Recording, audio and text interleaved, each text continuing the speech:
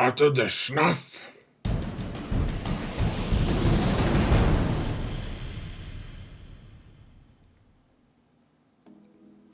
Hello, everyone, and welcome to another episode of Zareth Prevails. Folks, you'll have to pardon that intro. That's actually the sound, I think, the sound that the bad guys make in the first episode of Jedi Knight, as I remember it. I haven't gone back and watched or anything, but it's like a different language, but it's, I really liked Jedi Knight 2 Outcast.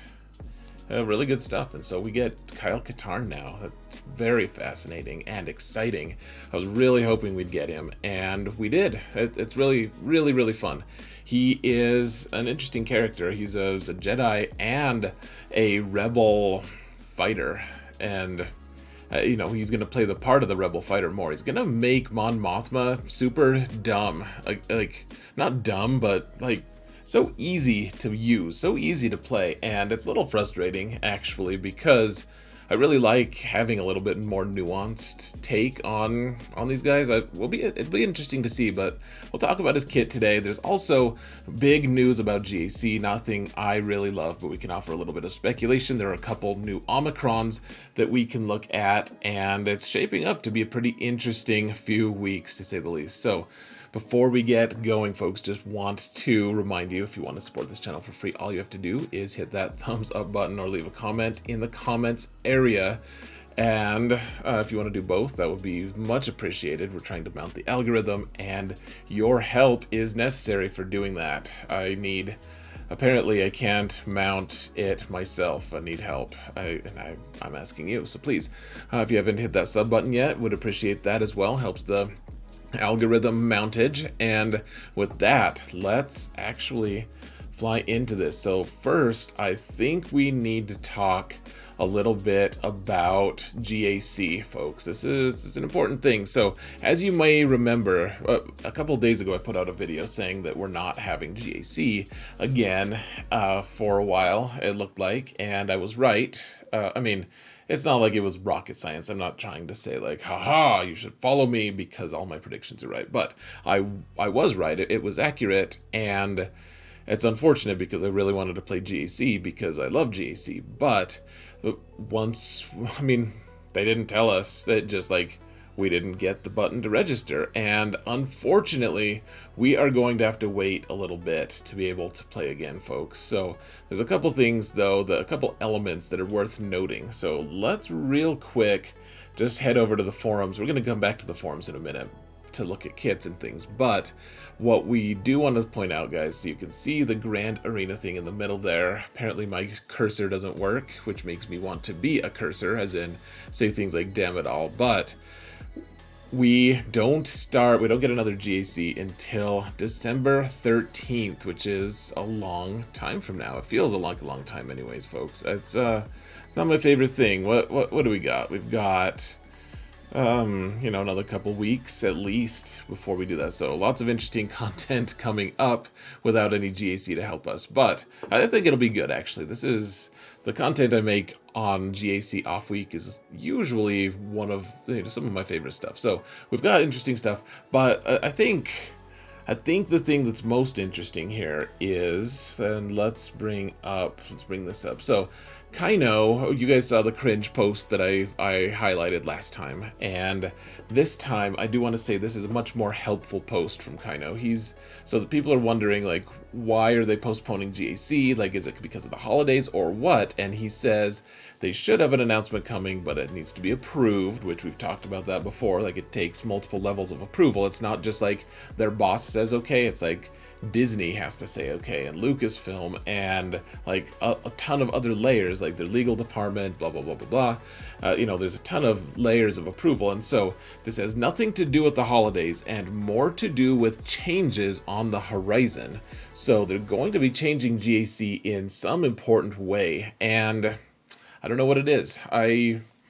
There's a ton of different things that it could be. The most obvious would be a reward change. We've had a ton more things that we have to do in GAC just because they've expanded divisions, and that's a great change for the people who love GAC. But for those of us who for those of you who don't like it as much and consider it a chore, it's just more work for the exact same rewards. Nothing has changed, and so it would make sense. Like, maybe they're gonna start putting droid brains in there. Maybe they'll start putting omicrons in there. I'm just not sure. I mean, omicrons seem a little bit early, but one thing I will say, speaking of omicrons, if we did get them, that would be wonderful. But it's also a very frustrating situation right now because I applied omicrons to Dash, and it was admittedly that was maybe a mistake, but it's frustrating because now I don't get to use those omicrons at all. Like, I have no choice, no recourse. I thought that we could rely on being able to use them at least a couple weeks from now, and we can't. So a little bit frustrating, but that's partially my own fault. Just something to remember, though, that we need. Save your omicrons for now, guys, because there's probably going to be more GAC ones, frankly, and it's worth noting. It's worth saving for. So, what else could it be? I'd love to hear what you guys think in the comments. What's this big change going to be? Like, are we going to get more rewards? It seems like that's not enough, frankly. I bet that they're going to do something more interesting. I mean, yeah, I just don't know. Like, Omicron, I don't think Omicrons and their addition is enough. Like, right now, actually, we have Omicrons that are applying in territory wars, and they work just fine. I mean, you could make the argument that that the Phasma Omicron is not good, but one way or another, like, it worked without a hitch. Like, that wasn't an issue, and my guess is that it works just fine in GAC as well.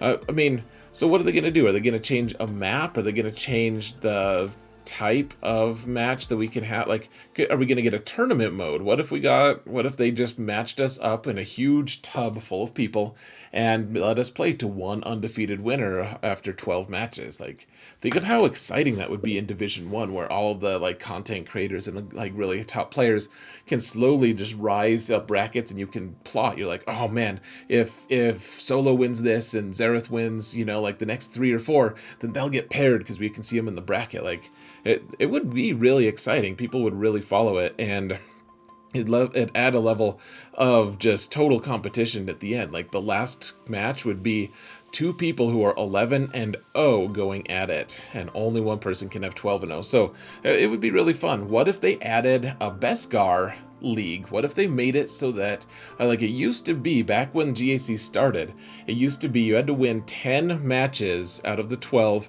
and you had to get full clears every time, basically, to be able to make Kyber. And you could maybe some few who like maxed every single thing but still lost 3 matches could get 9-3 and barely make Kyber. So it was a lot different than now, and I'm glad that Kyber's more accessible to people. I'm super happy, but at the same time, I mean, I've gotten a good enough record to make a higher level of Kyber at this whole time. What if they gave us like more droid brains if we made it into like Kyber, and then even more if we made it into like a Beskar league? I think that would be cool, and it wouldn't really hurt people as long as they made the top prizes slightly, like, some partially available to people who made Kyber. It increase people's actually, like, just, it would increase people's interaction with it. It would be fun. So I would really enjoy it. And maybe they're also, I mean, what if they're changing things for auto deploy? Because auto deploy is super frustrating right now, and I would love it if we didn't have it. What if they just gave an option button? They said, okay, if you auto deploy, then you don't get anything, but if you push this button right here, you just get at the end of the GAC cycle, you just get prizes for not having won any matches. Like, which one do you want? That way it takes those people out of the pool. I don't know. It would be cool. So, lots of speculation here, folks. GAC is changing in a substantial way, and we don't know what it's going to look like. So, what else are we going to do? What else is there to discuss? There is the Katarn Kit. So, let's go there, folks. Let's talk about the kit, shall we? And boom, there we go. Let's quick zoom in on his crotch there. And we're off to the races. So he's light side, attacker, rebel fighter, Jedi. Nothing that I am surprised about.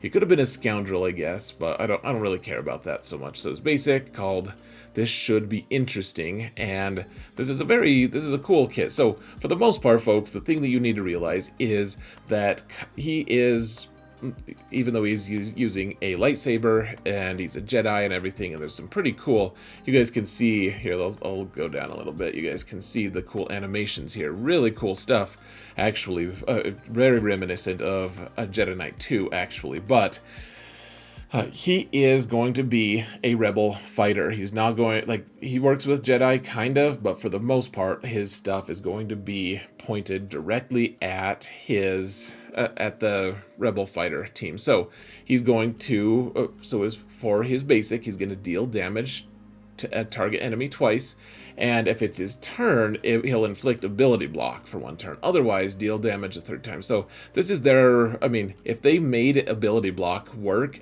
passively, then you could, with a Mothma team, with enough turn meter, you could just ability block the entire enemy team before they got to go. And so this is their way of just kind of stopping that shenanigan from happening. He actually has to make take a turn, and really he's going to be using his specials so much that ability block is going to be pretty tactical at best for that team.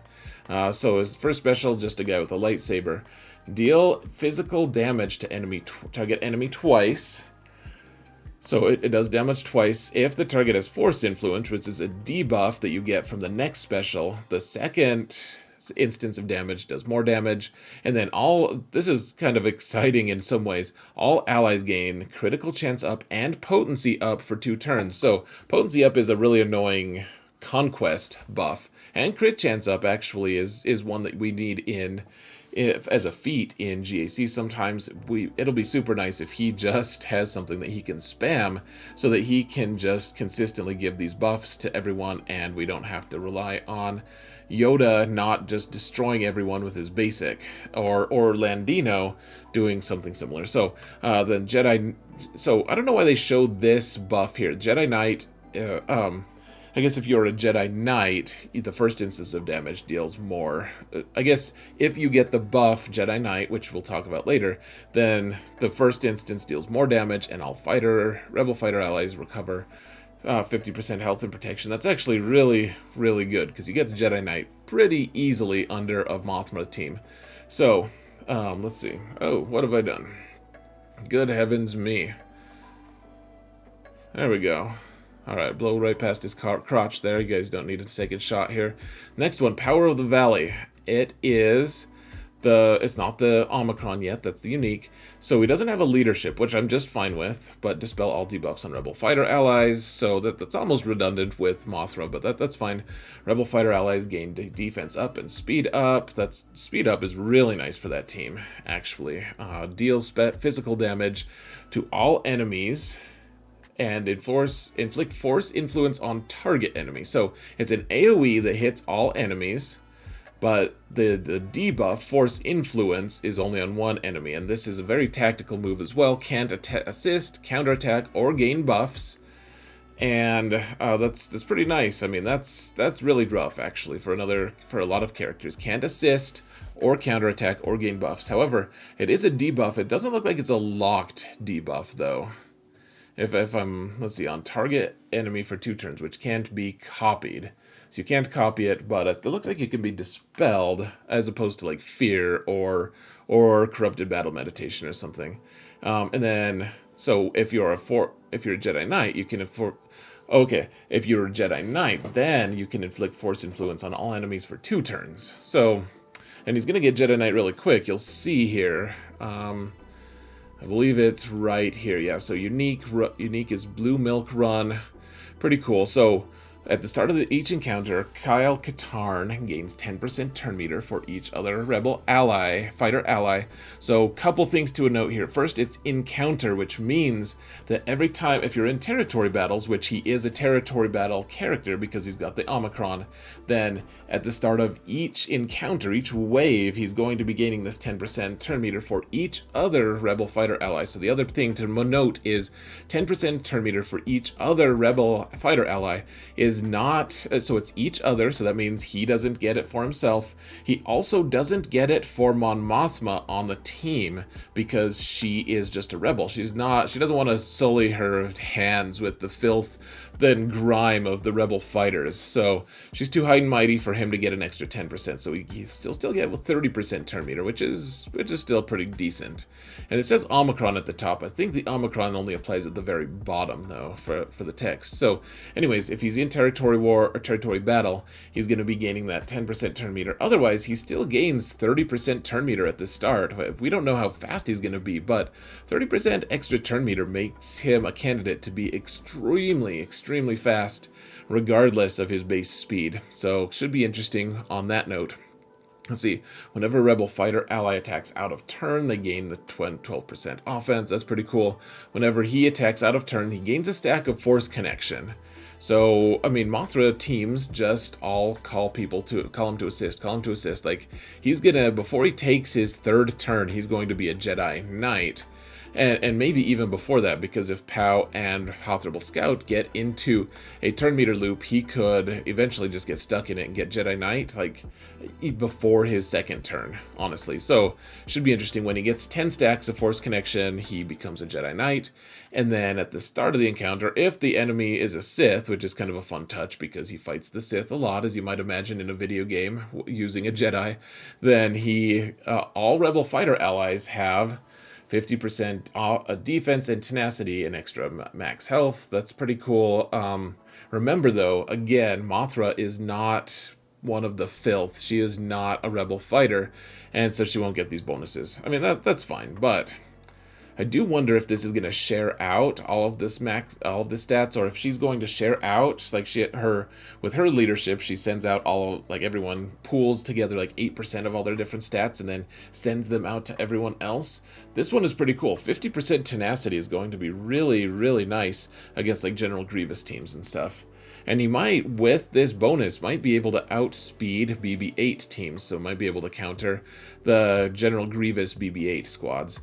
So Jedi Knight, once he gets the Jedi Knight buff, so Kyle Katarn and Rebel fighters, they all gain 50% defense and offense. Once again, Mon Mothma isn't one of the filth and can't gain this, but who cares because she can't be hit anyways. And then when he's in territory battles, you guys can read it, I don't care.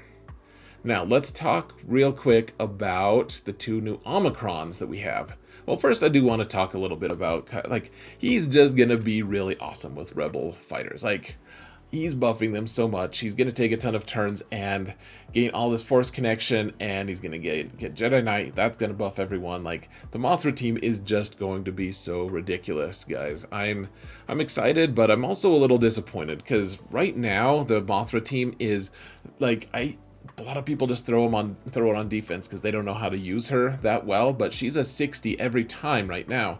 With Kyle Katarn, I'm guessing it'll be the same. You still get the same impact. You probably counter more things, but it puts the Mothra team on everyone's radar because everyone's going to be farming him and getting him to Relic 5 in order to use him with the other to be able to unlock Starkiller. And so I don't know. This feels like making Mothra into an easy mode character. I don't know. It's very similar to how Piet made the Imperial Troopers team really awesome. The Troopers team is great, but it was pretty good beforehand, and now everyone's using it. I can't really begrudge everyone using a really awesome team, but it's a little disappointing when you have a good team and everyone's like, oh yeah, like, I'm gonna use that team now. Like, it's fun to have a team that no one really knows how to use. They kind of look at you funny where you're like, well, you could just use Troopers.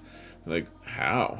You know, like that what look is really nice. So I'll kind of miss that, but let's look at the two new Omicrons as well. So the Rolo got her Omicron. We did not. I think the next on the list was actually supposed to be like Sidious or someone else, but we're going to look at Nebit in a minute. So this is, her Omicron is territory battle specific. So now we have two characters that are territory battle and two that are GAC and a bunch that are territory war. So who knows what's going to be next, but Rebel allies have plus 35% speed. I mean, that's kind of nice. And that's actually, that is on her leadership, so it makes her whole team faster, but then Rebel allies recover 100% health and protection at the start of each encounter. Let's see, when a Rebel ally critically hits an enemy, all Rebel allies gain 5% turn meter. So, I mean, when the crit hit, like she could go pretty seamlessly in with like a Commander Luke team. You can probably like take 3PO out or something like that, and you're still gaining 5% turn meter every time that someone crits, and then it's doubled if that's their turn. I mean, so like Han is gonna just be giving everyone a ton of turn meter, but you already get a ton of turn meter. This is Rebel. Yeah, so you don't. I guess you don't have CLS here, so you need that extra turn meter and everything. I mean, this might be okay. This might be good. We'll see.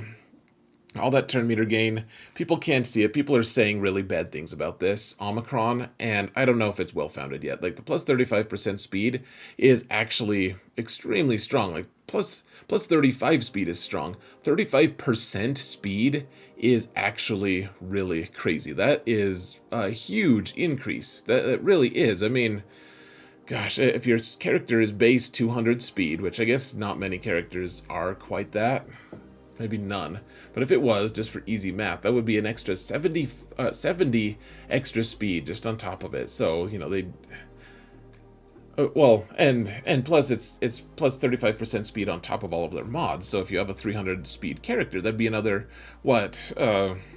another 105 speed. I mean, you can get them to be really, really fast. I don't know. I don't know how much that impacts your territory battles. I don't know.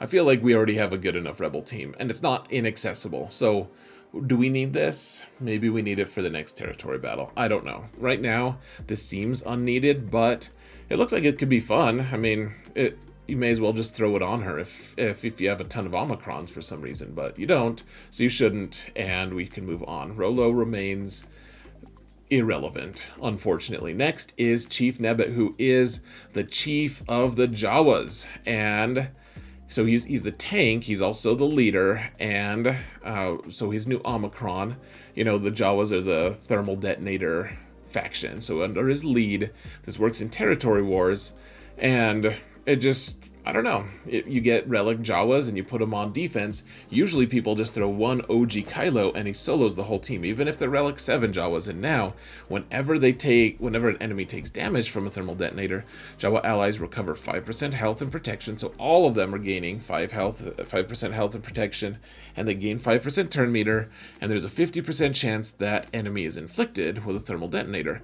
So, honestly, this could also just be, I mean, it could be good early game. It could be good. This seems very interesting. Like, it's going to make them more relevant in a 5v5. Like, I want to see how they do against Grievous squads. If you put a full relic Jawa team that has respectable mods and take them against like a Grievous team with Watt or something, I want to see how this does. If this just destroys them or what? Because right now, or what?